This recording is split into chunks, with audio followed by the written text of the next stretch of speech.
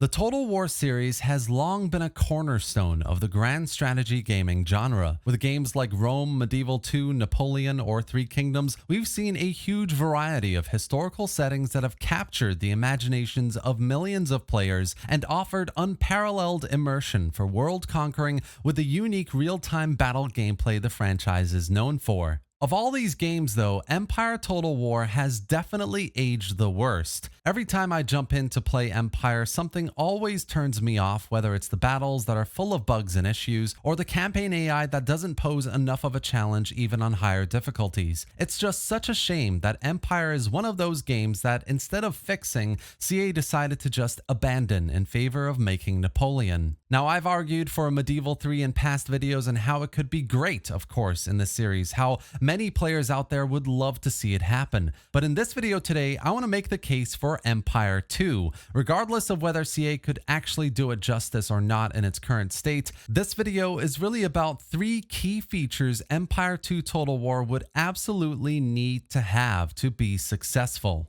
The 17th to 19th centuries in history were marked by complex diplomatic relations and shifting alliances, royal families that represented grand dynasties, new political ideals that shifted populations, and socio-economic developments that led to banking, resource discovery, and much, much more. This is a time where economic, political, and diplomatic progress was just as important, if not more so, than all-out war. Empire Total War didn't quite capture this well enough, in my opinion. We did have new mechanics in these areas. I mean, I love the little dynamic town developments and the government cabinet systems. There are really good things here, but in an Empire 2, these would all need to be far more intricate and meaningful. Paradox games like Victoria 3 or EU4 are pretty good examples of how these systems could work and work together. And while Empire 2 wouldn't need to go into this much depth, of course, they do shine a light on how they could function and how they could give the player that sense of managing and developing a growing nation.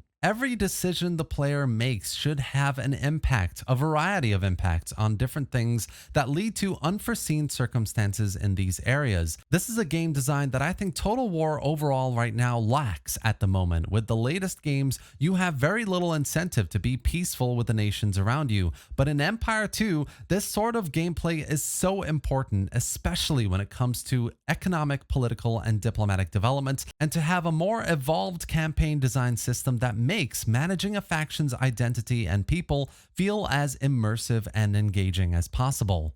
Now, this is an obvious one. The original Empire had 137 regions across 3 continents, while Rome 2 and Attila had over 180 regions each on a single continent in Europe, which doesn't really sound very balanced, and especially when you look at areas like France and Spain, there were some seriously questionable map design decisions on CA's part to represent the world in this era of history. It led to some major disappointment, and it's kind of haunted the game ever since.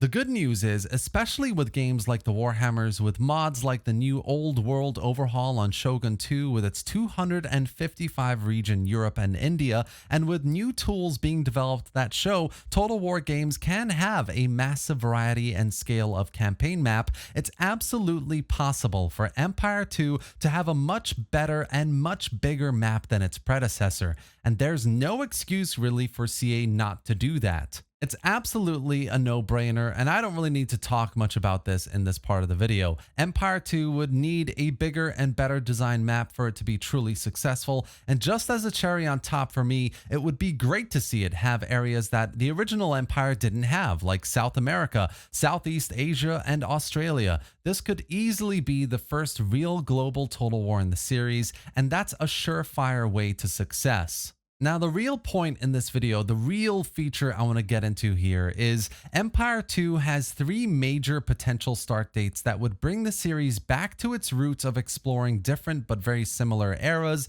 that offer new and interesting challenges. Keep in mind that each would have unique factions, or at least factions with different starting circumstances, and a variety of gameplay differences from different technology trees to maybe even different types of political systems.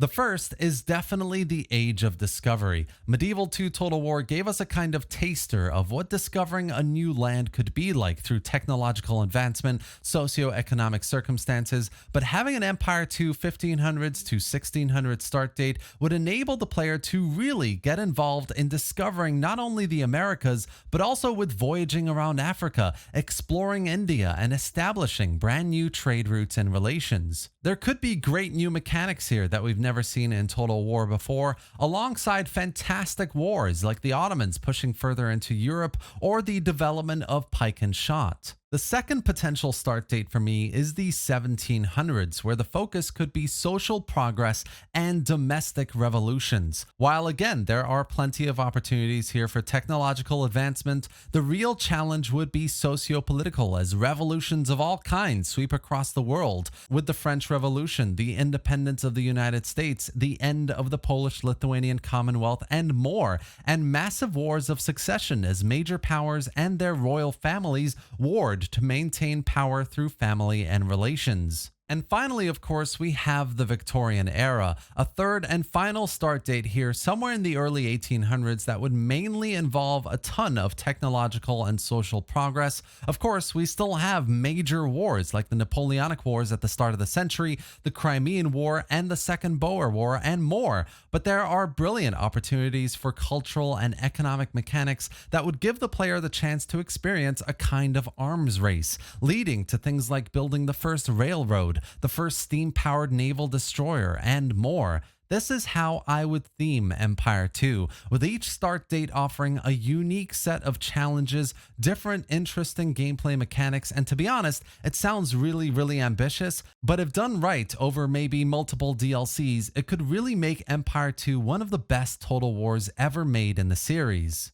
Now, all of these ideas, of course, goes without saying, would absolutely need to come hand in hand with a much better AI that can actually use some of these systems, give the player the sense that it's facing similar challenges and isn't relying on cheats to get ahead. The AI needs to be just as immersive as everything else in the game, and if it isn't, just like in the original Empire, it greatly diminishes the overall experience. Plus, Empire 2 would need to have much better battles, of course. These are all ideas I have for the campaign, but the battles are equally important, and the main solution there really is a better engine. An engine that enables decent naval as well as land battles, an engine that hand in hand with a better AI allows for immersive and challenging gunpowder warfare, and that can enable different technologies of warfare as well. At the end of the day, Empire 2 is definitely a potential golden goose for the Total War series. Tons of players out there would love to see it happen. I mean, one of the most popular mods right now is called Empire 2 Total War. But if it ever does happen, it would unequivocally need to be done right. A bigger and better campaign map is a must-have, better political, economic, and diplomatic systems to flesh out the player experience, and multiple start dates that could cover the vastly different periods of potential great Total War. If they nail these three things with good, mechanically well-designed, and fun battles, then Empire 2 could be the perfect Total War game. And that's it for today, guys. I wanted to make this video to talk about my ideas for an Empire 2, mainly to do with the campaign side, since for me, that's where the original Empire really lacked so much. But I'd love to hear what you think about all of this that I've discussed here today, all the new mechanics, the potential start dates you would love to see, or anything else in the comment section below. I really hope you enjoyed this video and found it informative. If you did, give it a like and subscribe for more Total War content, gameplay, and news just like this. And thanks for watching, guys. I'll see you next time.